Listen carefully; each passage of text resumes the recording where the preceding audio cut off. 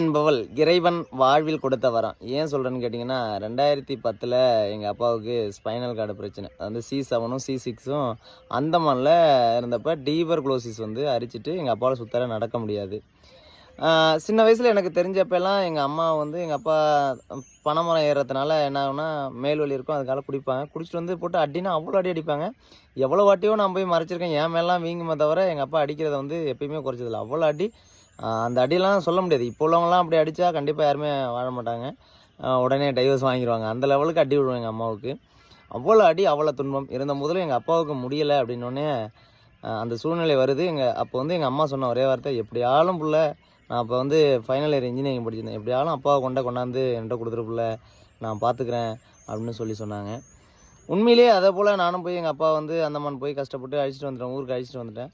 வந்தப்புறம் எங்கள் அப்பா வந்து பார்த்தீங்கன்னா, கை கால்லாம் வந்து எடுத்துக்கூட இடுப்பு கீழே எதுவுமே செயலிழந்து போச்சு. அதை வந்து யூரின் போகிறது எங்கள் அப்பாவுக்கு தெரியாது, மோஷன் போகிறது தெரியாது.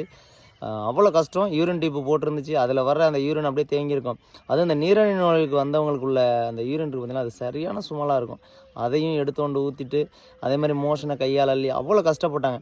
டாக்டர் கூட சொன்னாங்க, டியூபர்குலோசிஸ் வந்தவங்க எச்சில்லாம் உங்கள் மேலே பட்டுதுன்னா டிபி உங்களுக்கு வந்துடும். எங்கள் அம்மா சொன்னது இன்னும் ஞாபகத்தில் இருக்குது. என் புருஷனை தாண்டி என்ன எனக்கு அப்படின்னு சொல்லி பார்த்தாங்க. உண்மையிலேயே நமக்கு கடவுள் கொடுத்த மிகப்பெரிய வரம் அப்படிங்கிறது வந்து அந்த மனைவி தான். அந்த மனைவி சரியாக அமையப்பெற்றால் வாழ்வு சிறப்பாக இருக்கும் என்பது இந்த மதிதாசனின் கருத்து. அன்புடன் உங்கள் மதிதாசன்.